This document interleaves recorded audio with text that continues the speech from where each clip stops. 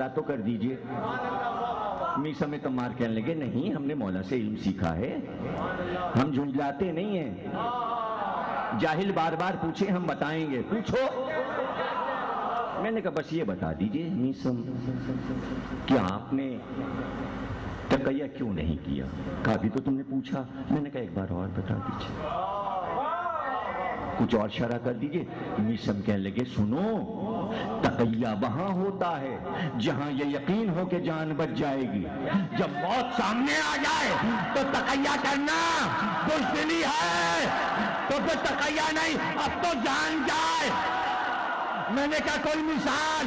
کہ کربلا، حسین کو معلوم تھا کہ کہیں بھی جائیں بنی امیہ چھوڑیں گے نہیں، تو حسین نے تقیہ نہیں کیا۔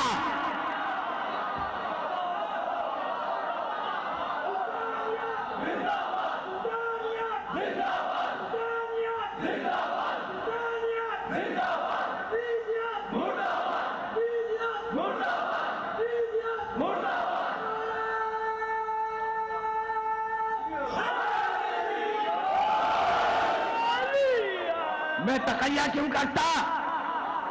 اور اگر میں تقیہ کر کے چلا جاتا تو بنی امیہ کو دربار میں گالیاں کون دیتا؟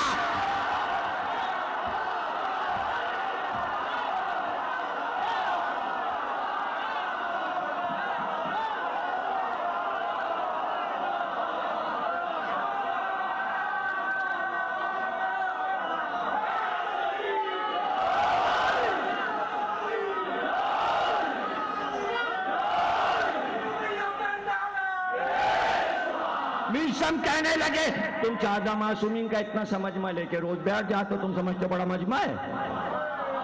ارے ہم کوفے کی ایک ایک گلی میں اس کا 10 گنا زیادہ مجمع جمع کر کے کہتے آؤ فضائل علی سنو، مجمع لگ جاتے۔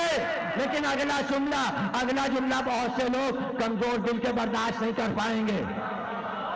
میثم نے مجھ سے کہا کہ میں صرف یہ نہیں کہتا تھا آؤ فضائل علی سنو، اس لیے کہ یہ جابر بھی کہتے تھے، یہ عمار بھی کہتے تھے، یہ ابو ذر۔ میں اگلا جملہ کہتا تھا آؤ فضائل علی سنو اور بنی امیہ کو گالیاں سنو۔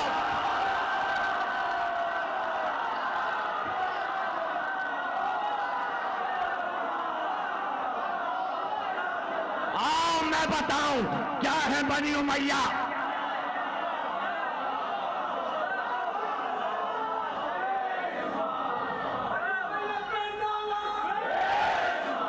تو میں تولا اور تبرہ دونوں اپنی تقریر میں رکھتا تھا۔ تو میثم اچھا ہوا تم نے بتا دیا، ہم تمہاری سیرت پہ چلنا چاہتے، ہمت دو گے تو ہم ساتھ ہیں۔ میثم نے کہا ہم ساتھ ہیں۔ اب کیا؟ میثم تمہارے ساتھ ہیں، میثم تمہارے ساتھ ہیں۔ ابن حریث دشمن اہل بیت تھا، لیکن کھجور کے درخت کے سامنے اس کا مکان کناسا میں تھا۔ میں جب بھی نکلتا میں پکار کے کہتا ابن حریث ہم تمہارے پڑوس میں آنے والے۔ وہ کہتے، میں سمجھتا تھا مکان یہاں نیا لینے والے ہیں، اپنا محلہ چھوڑ دیں گے۔ میں ابن ذات سے جا کے میثم کی شکایتیں کرتا، یہ بیان کرتا ہے ابن حریث۔ میثم کو معلوم تھا، میثم نے بتایا، اسی نے جا کے بتایا، اس نے کہا کہ میثم بنی امیہ کے عیب اس طرح بیان کرتے ہیں کہ کوفے والوں کو بنی امیہ سے نفرت ہو جائے گی اور پھر تختہ الٹ جائے گا تم لوگوں کا میثم کے بیانات سے۔ کچھ کرو۔ جب سے میثم کی شکایتیں ابن زیاد نے سنی، پریشان رہنے لگا۔ پریشان اس سے نہیں تھا کہ فضائل علی پڑھ رہے ہیں، پہلا ٹکرایا تھا جو کھلے عام کوفے کی گلیوں میں ان کے کالے کرتوت سنا رہا تھا. اسے معلوم تھا شام تک خبر جائے گی اور ہم سے سوال طلب ہوگا. غصے میں تو رہتا ہی تھا. ایک دن جو نکلا تو پرچم والا پرچم لیے تھا. ابن حریث کے گھر کے سامنے جو شارات تھی ادھر ہی سے نکلا جاتا تھا کناسا سے. پرچم جو ہوا سے لہرایا تو کھجور کے درخت میں اٹک گیا. پرچم پھٹ گیا. وہیں رکا اور رک کر کہنا یہ درخت کاٹ کے پھینک دو, منوس ہے یہ درخت, اس میں ہمارا پرچم اٹک کے پھٹ گیا. ابن زیاد نے کہا. آرے لے کر بڑھئی آئے, پورے تنے کے 4 ٹکڑے کیے اور وہاں ڈال دیا. کوئی دوڑا گیا کہا میسم جس درخت کو تم پانی دیتے تھے کٹ گیا. سنا تم نے؟ مجھے پتا چلا کہ درخت کاٹ ڈالا گیا. میں نے اپنے بڑے بیٹے عمران کو بلایا. میں نے کہا بیٹے عمران ایک کیل لے لو اور جلدی سے جاؤ. ان 4 ٹکڑوں میں جو سب سے چھوٹا ٹکڑا ہو اس پہ کیل سے میرا نام لکھنا, میسم ابن یحییٰ میرے باپ کا نام, اور کیل اسی میں ٹھوک دینا. عمران ابن میسم ان کا بیٹا کہتا ہے کہ بعد میں نے جا کے دیکھا تو یہ وہی تنا تھا. اب میں نے بہت پوچھا میسم سے کہ کیا مولا نے 4 ٹکڑوں میں یہ پہچان کوئی بتائی تھی کہ کون سا ٹکڑا آپ کا ہے؟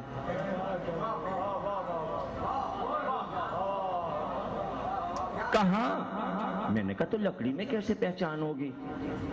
تو یہ 4 ٹکڑوں کا ہوا کیا؟ میسم کہنے لگے مولا نے کہا تھا ایک ٹکڑے پر حجر کو پھانسی دی جائے گی, ایک پہ رشید حجری کو, ایک پہ زید بن سوہان کو, اور ایک پر تم کو.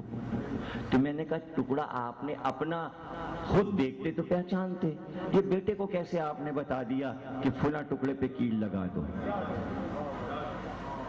کہا یہی تو وہ علم معرفت ہے جو مولا کے پاس بیٹھ کے سیکھا جاتا ہے, یا جو مولا سے معرفت کرتا ہو وہ سکھا سکتا ہے. اس کی شرح نہیں ہو سکتی. میں نے کہا اچھا نہ بتائیے, لیکن آگے تو بتائیے کیا ہوا. میسم کہہ لیں پھر کیا تھا. میں اس دن کا انتظار کرنے لگا. 3 ٹکڑے وہاں سے غائب ہو گئے, ایک ٹکڑا پڑا رہا. میں ذی الحجہ کا مہینہ آیا تو میں سوچنے لگا کہ یہ میرا آخری سال ہے, چلو حج کرا. میں حج کے لیے گیا. حج کرنے کے بعد میں نے سوچا مدینے بھی ہو لوں, قبر نبی کی زیارت کروں. میں نے قبر نبی کی زیارت کی. اس کے بعد میں ام المومنین حضرت ام سلمہ کے پاس گیا. جیسے ام المومنین ام سلمہ کو پتہ چلا میسم آئے ہیں, اپنے غلام کو آواز دی, کہا عطر کی شیشی لاؤ, عطر کی شیشی لاؤ, اور ان کے ریش میں اور بالوں میں زلفوں میں عطر لگاؤ.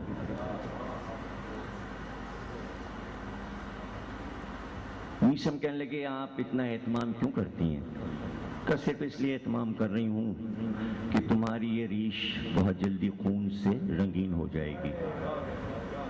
میسم نے کہا کیا آپ کو بھی راز معلوم ہے؟ تو ام سلمہ نے کہا رات کو جب میرے حجرے میں خاموشی سے علی کو کچھ رسول بتاتے تو کچھ میں نے بھی سنا.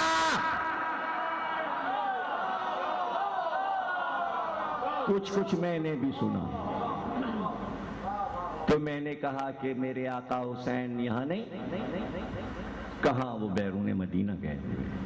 لیکن میسم جتنا حسین تمہیں یاد کرتے ہیں مدینے میں کوئی نہیں آتا. مجھ سے بار بار آ کے تعریفیں کرتے ہیں. نانی میسم کا جواب نہیں. اتنا بڑا دل میرا ہو گیا، میسم کہنے لگے میرا شہزادہ میری تعریفیں کرتا ہے.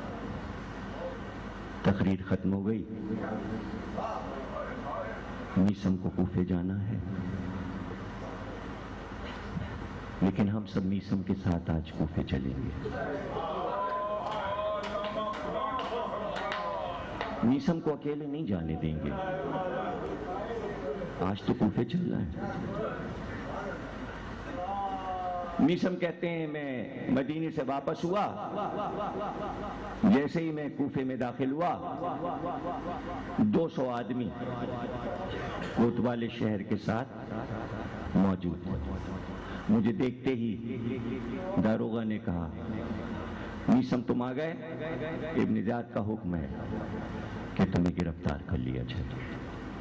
ابن زیاد نے حکم دیا ہے جلد از جلد میسم کو لا کے میرے سامنے پیش کیا جائے قیدی بنا کے. میسم کہتے ہیں میں سمجھ گیا کہ وہ دن آ گئے ہیں، اس لیے کہ مولا نے کہا تھا تمہارا آخری حج ہوگا. مجھے ابن زیاد کے سامنے پیش کیا گیا. ابن زیاد نے مجھ سے کہا کہ سنا ہے کہ علی کہ تم بہت دلارے تھے. کہاں وہ آقا ہمارے تھے، ہم ان کے غلام تھے. وہ اپنے ہر غلام سے محبت کرتے تھے. کہ تم ان کی جھوٹی حدیثیں سناتے ہو؟ کہ تجھ سے کس نے کہا؟ حریث نے. کہ حریث جھوٹ بولتا ہے. میں سچی حدیثیں سناتا ہوں، وہ جھوٹا ہے. ابن زیاد نے کہا میں تمہیں قتل کروں گا ورنہ علی سے بیزاری کرو. تو میسم نے کہا کہ یہ بات مجھے معلوم ہے کہ تو مجھے قتل کرے گا، لیکن میں علی سے بیزاری نہیں کروں. ابن زیاد نے کہا کہ کیا معلوم ہے تمہیں، کیا معلوم ہے؟ کہاں میرے مولا نے بتایا ہے بدکار عورت کا بیٹا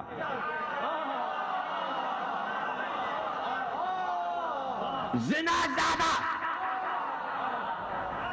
کمینہ خصلت ابن زیاد مجھے قتل کرے گا. چوٹ کھایا ہوا سانپ. دیکھیں یہ منزل کیا ہے. یعنی میسم کو معلوم ہے میں قتل کیا جاؤں گا، تو بھائی موقع کیوں چھوڑ دیں؟ نہیں سمجھے؟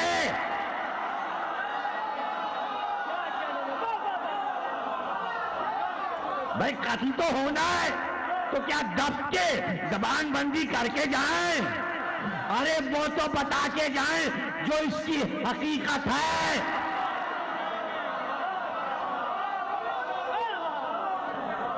جو اس کی حقیقت کیا بتایا ہے علی نے؟ میں تمہارے ہاتھ پیر کاٹ دوں گا. اب غصے میں اٹھا ہوا ہے اور تازیانہ ہاتھ میں، میں تیرے ہاتھ پیر کاٹ دوں گا. میسم نے کہا یہ بھی مولا علی نے بتایا ہے کہ تو میرے ہاتھ کاٹے گا، تو میرے پیر کاٹے گا. تو اور کیا علی نے بتایا ہے؟ علی نے بتایا ہے کہ قتل کرنے سے پہلے تیرے پیٹ میں خنجر ڈالا جائے گا، پیٹ کو چاک کیا جائے گا، تیری زبان کو کاٹا جائے گا. کہ تو آج میں کوفے والوں کو دکھاؤں گا کہ تیرا مولا علی جھوٹا تھا. میں نہیں کاٹوں گا تیری زبان، تاکہ ساری دنیا تجھ پہ بھی ہنسے کہ تو بھی جھوٹ بولتا ہے اور تیرا مولا بھی. جلاد سے کہا اس کے ہاتھ پیر کاٹ کے کناسا کے درخت کی لکڑی پہ گاڑ دو کیلوں سے اس کو. لے جاؤ.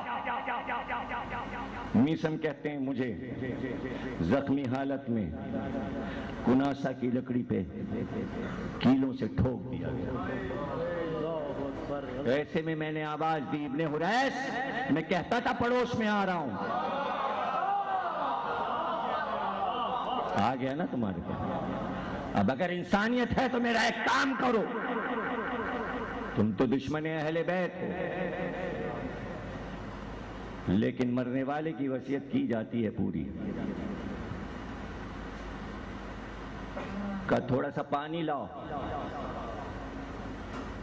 حریث نے اپنے بیٹے کے ہاتھ پانی بھیجا. میسم نے کہا یہاں پانی چھڑکو, زمین کو صاف کرو, خاک کو ہٹا کے پانی چھڑکو. پھر میں نے کہا لاؤ تھوڑی سی لوبان اور اگربتی لا کے یہاں سلگاؤ. اگربتی اور لوبان سلگائی گئی. کہ میں نے محفل سجائی ہے ذکر علی کی. یہ دار نہیں ہے, یہ میسم کا منبر ہے. کوفے والوں آؤ, وہ حدیثیں سناؤ جو تم نے اب تک فضائل علی میں نہیں سنی, اور وہ لعنت بنی امیہ کی بتاؤ جو تم نے نہیں سنی. ذرا سی دیر میں ہزاروں کا مجمع ہوا اور سب قلم کاغذ لائے تھے. میسم کہہ رہے تھے جلدی جلدی لکھو, میں سناتا ہوں لکھتے جاؤ, میں سناتا ہوں لکھتے جاؤ. دار کو منبر بنانے والے, ذکر علی کا منبر بنانے والے, اے میسم تجھ پر ان سارے ماتمداروں کا سلام.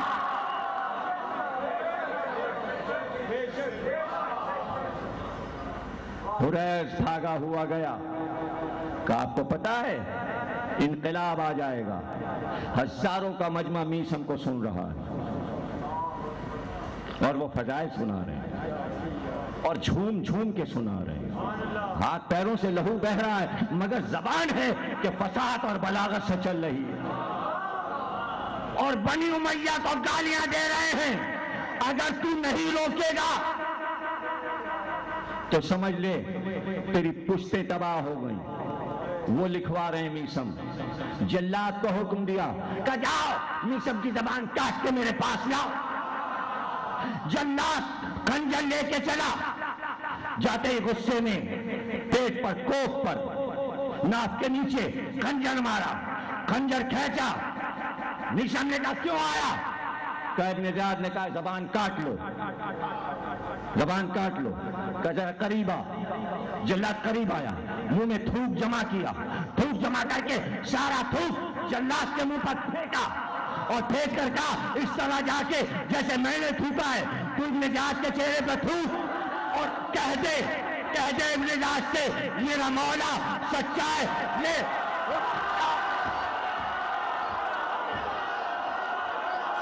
میرا مولا سچا.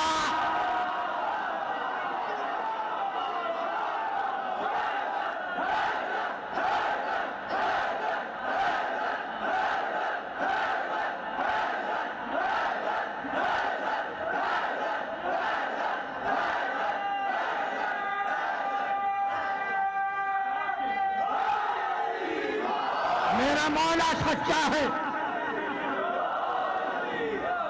میسم نے زبان نکالی, گلے کاٹ لے. خنجر سے زبان کٹی, لیکن جیسے ہی زبان کٹی پکار کے زبان کو تالو میں اڑا کے زور سے کہا یا علی.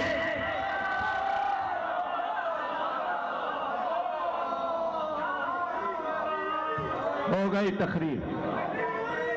میسم ہم بھی پکار رہے ہیں یا علی.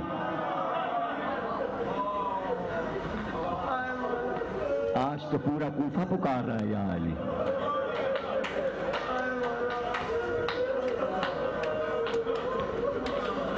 جب بھی پکارا وہ مدد کو آئے. آج تو مولا زخمی ہے.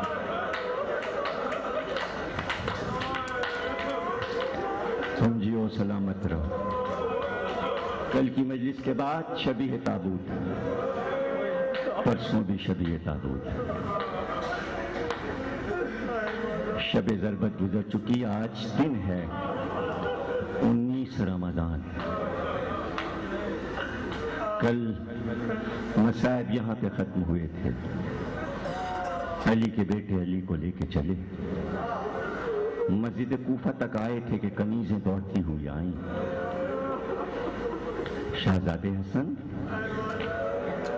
ہماری شہزادی زینب اور ام کلثوم بہت پریشان، کہتی ہیں بابا کو جلدی لاؤ ورنہ ہم گھر سے نکل پڑیں گے۔ علی نے پکار کے کہا زینب سے کہو بابا تمہارا آتا ہے، آ رہا۔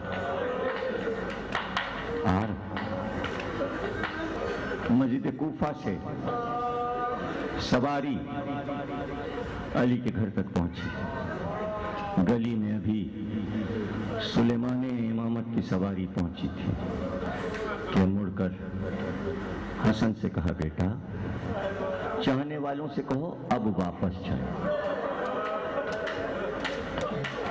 ایسا نہ ہو کہ میری بیٹیاں روئیں تو ان کی آوازیں ان کے کانوں تک جائیں، ان کو واپس کرو۔ میرے گھر کے افراد رک کر مجھے لے چلیں۔ چاہنے والے واپس ہوئے، بیٹے علی کو لیے ہوئے، ابھی صدر دروازے تک پہنچے تھے اور ابھی دروازے میں داخل ہو رہے تھے کہ پردہ ہٹا اور بیٹی آ کے باپ سے کہا بابا کیا ہم یتیم ہو گئے؟ بابا کیا ہم یتیم ہو گئے؟ جلدی جلدی بستر لگایا گیا، بستر بچھایا گیا، تکیے رکھے گئے دونوں پہلوؤں میں، علی کو آرام سے بٹھایا گیا۔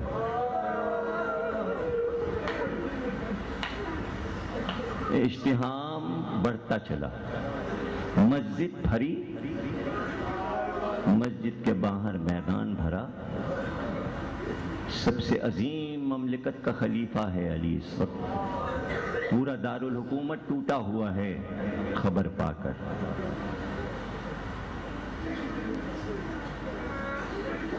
دروازے پہ سب جمع، کہتے ہیں ہزاروں کے مجموع میں جگہ جگہ لوگوں نے دیکھا چھوٹے چھوٹے بچے، چھوٹے چھوٹے بچے، وہ سب رو رہے ہیں، سر پیٹ رہے ہیں۔ راوی کہتا ہم بڑے حیران ہوئے، ایک طرف ساری عورتوں کے غول، ایک طرف چھوٹے چھوٹے بچے رو رہے تھے، تو ہم نے پوچھا یہ بچوں کو کیسے خبر ہو گئی، یہ بچے کون ہیں،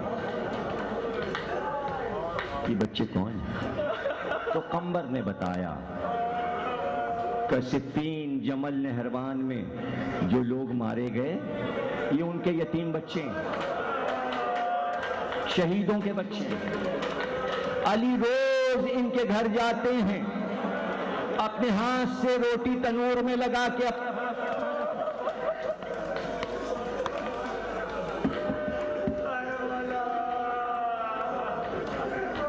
پانی پلاتے ہیں، بچوں کو گود میں بٹھاتے ہیں۔ ان بچوں کو خبر ہو گئی ان کا مولا زخمی ہو گیا ہے، یہ سب یتیم بچے رو رہے ہیں، یہ بیوہ عورتیں ہیں جن کی مدد علی کرتے ہیں۔ گریا کا شور تھا علی کے گھر کے باہر، جس نے زیارت کی ہے اس نے علی کا گھر دیکھا ہے، کافی فاصلہ ہے شارع سے علی کے گھر تک کا، وہ سب راستہ بھرا ہوا۔ مسجد کوفہ کے سامنے میسم تمار کا مزار، بیچ میں ایک میدان، وہ پورا میدان بھی بھرا ہوا، اشتہام لوگوں کا مجمع۔ ایسے میں کوفے کے حکیم، جراح، طبیب سبھی آ گئے، سب کی تمنا ہے میں مولا کو دیکھوں، کچھ ہو سکے تو کروں، اس لیے کہ ہمارا بادشاہ وقت ہے، ہمارا سلطان ہے، ہمارا خلیفہ ہمارا امام طبیب آیا، اس نے زخم کو دیکھا کہ زخم گہرا ہے، تلوار زہر میں بجھائی گئی ہے، زہر اثر کر رہا ہے، خون بہت زیادہ نکل گیا ہے۔ اور مڑ کر ایک بار طبیب نے امام حسن سے کہا اگر آپ کی اجازت ہو تو ایک دوا بنائیں مولا کے لیے اور وہ پلا دیں۔ امام حسن تو چپ رہے، لیکن سب نے پکار کر طبیب سے کہا ہاں ہاں میرے مولا کو دوا پلا دو۔ طبیب نے کہا اس دوا کے لیے ہمیں تھوڑا سا بکری کا دودھ چاہیے، کوئی جائے اور لا دے۔ بادشاہ وقت تھا، بات گھر سے دروازے تک آ گئی، بس ابھی کسی نے پکار کے کہا تھا ذرا سا دودھ۔ چند لمحوں میں کئی ہزار کوزے دودھ سے بھرے ہوئے اور ہر ایک کہہ رہا تھا یہ میرے مولا کو پہنچا دو، یہ میرے مولا کو پہنچا دو۔ تو میں نے مڑ کر کہا نیسم تمار کمبر، تمہارے مولا کے لیے اتنا دودھ کربلا میں علی اصغر حسین کے ہاتھ پر، اور حسین پکار رہے تھے تھوڑا سا پانی، تھوڑا سا پانی۔ جزاک اللہ، جیو سلامت رہو۔ بہت گریہ کرتے ہو، بڑا ماتم کرتے ہو، میں گواہ ہوں ہر مجلس میں۔ جواب نہیں تمہارا ماتم میں اور گریہ میں، جیسے لگ رہا ہے آج ہی یہ واقعہ ہوا ہے، آج ہی یہ واقعہ۔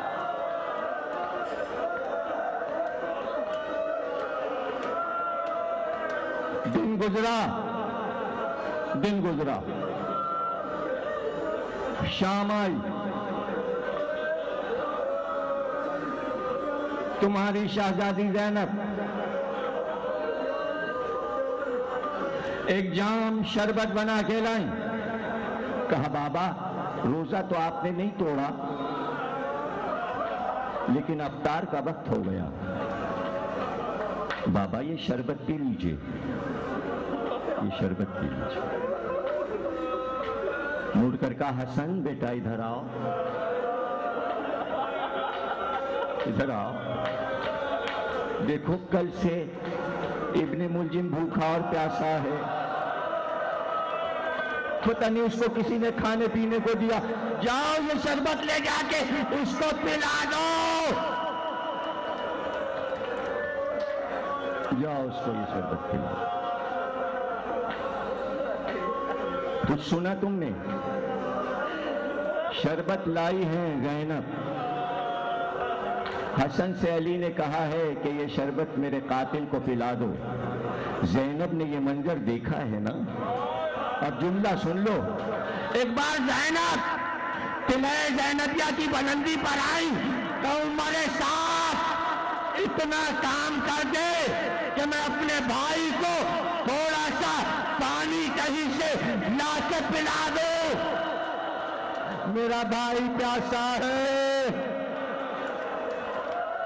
میرا حسین پیاسا ہے۔ اور تقریر کا آخری جملہ، میرا بھائی پیاسا ہے۔ ایک بار کربلا میں آندھی چلی، طوفان اٹھا، زمین کانپی، شور ہوا قد قتل الحسین بکربلا، آخری جملہ۔ ایک بار بھگدڑ مچی، ادھر کے لوگ ادھر، ادھر کے لوگ ادھر، اور وہ یہی کہتے تھے حسین مارے گئے، حسین مارے گئے، میری طرف دیکھنا۔ جیسے ہی آواز آئی حسین مارے گئے، حسین مارے گئے، ایک بار ام رباب نے خیمے کا پردہ ہٹایا اور باہر آئی، کہا بھائی ذرا لو۔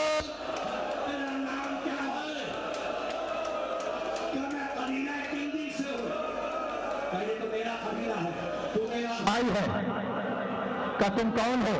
کہ میں غم کی ماری رباب ہوں، زوجہ حسین ہوں۔ کا کیا کام ہے؟ تب اتنا بتا دے میرے والی کو گلا کاٹا گیا، پانی ملا۔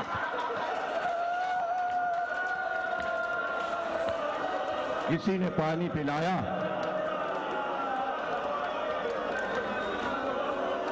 میرے آقا کو کسی نے پانی پلایا؟ اللہ اکبر، یہ ہے پیاس۔ اب سمجھ میں آیا کہ جب مجلس ہو، جلوس ہو، تو یہ سبیلیں کیوں لگتی ہیں؟ اس لیے کہ سب سے اہم مسئلہ مصائب میں تو یہی ہے کہ پانی جیسی شے، اور اس کے لیے حسین کے بچوں کو ترسایا گیا۔ اللہ اللہ اللہ اللہ۔ علی زخمی ہوئے، حسین نہیں تھے، صفین کا لشکر آیا ہوا تھا، حسین کو علی نے کوفے سے باہر بھیجا تھا۔ علی انتظار کر رہے ہیں، اب حسین آنے والے، اب حسین آنے والے۔ شام ہوتے ہوتے گھر کا دروازہ کھلا اور حسین داخل ہوئے۔ باپ کے سر پہ پٹی دکھی، دوڑ کے بابا سے لپٹ گئے۔ کہا بابا یہ کیا ہو گیا؟ کہا میرے حسین صبر کرو، میرے حسین صبر کرو۔ اور ایک بار شام تو ہو ہی چکی تھی، زینب ام کلثوم نے کہا بابا بھائی حسن بھی روزے سے ہیں، حسین بھی روزے سے ہیں، میں نے دسترخوان لگا دیا، آپ بھی آئیے، سب کو لائیے، افطار کیجیے۔ علی نے کہا جتنے میرے بیٹے ہیں سب کو بلا لو، سب بیٹیوں کو بھی بلا لو، میں آخری بار اپنے بھرے گھر کو دسترخوان پہ دیکھ لوں۔ بیچ میں علی بیٹھے، سامنے سارے بیٹے اور بیٹیاں، اور ایک بار اشارہ کر کے کہا حسین تم میرے پاس آؤ، حسین تم میرے قریب آؤ۔ حسین علی کے قریب آئے۔ ابھی افطار شروع نہیں ہوا تھا کہ ایک بار علی نے اپنے کانپتے ہاتھ سے ایک کوزہ پانی کا بھرا، ایک ہاتھ حسین کے گلے میں ڈالا اور کوزے کو حسین کے لب سے لگا کے کہا حسین کربلا کے پیاسے علی کے ہاتھ سے آخری بار پانی پی لے حسین، ماتم حسین۔ ہائے ہائے علی یتیم ہو گئے شبیر، ہائے ہائے علی یتیم ہو گئے شبیر، ہائے ہائے علی یتیم ہو گئے شبیر۔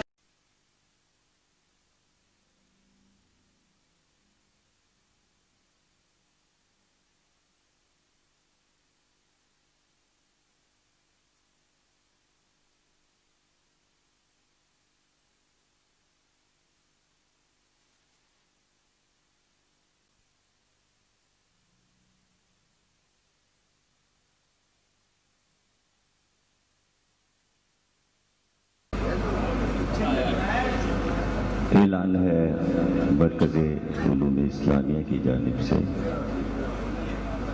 تمام شائقین ادب اور باذوق وہ لوگ جو مطالعہ کرنا پسند کرتے ہیں،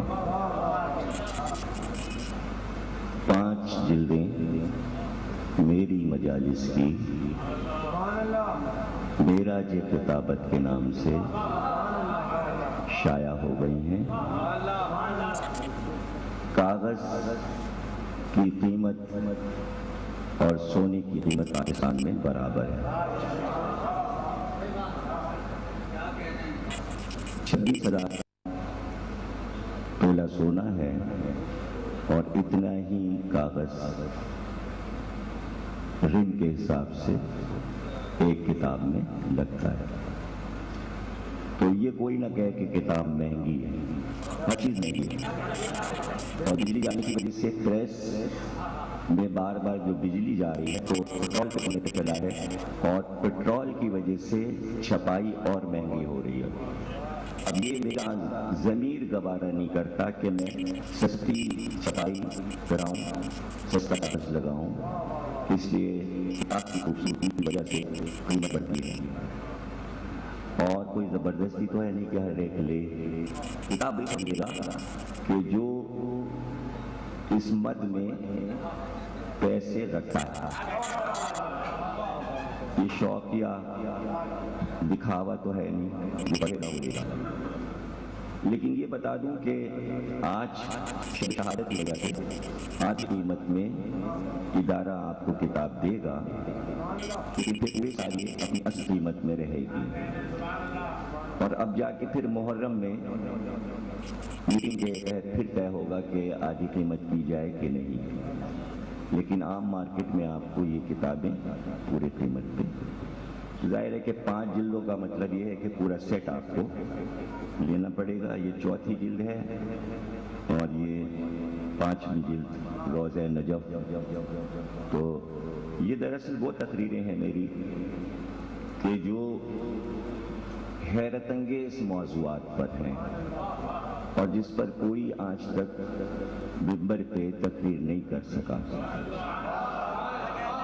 تو ان کو اس میں جمع کیا گیا ہے۔ مثلاً رنگ ہے، رنگ پر ایک تقریر ہے، علی اور کعبہ، یہ تو 1 جلد کی بات ہے، علی کا بچپن،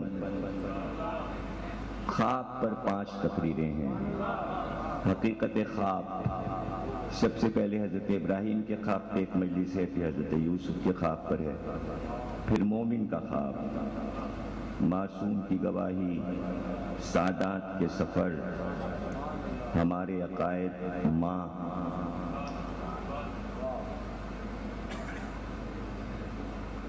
فرشتوں کی قسم، ہوا، ایئر، عدل و احسان، 2 بھائی،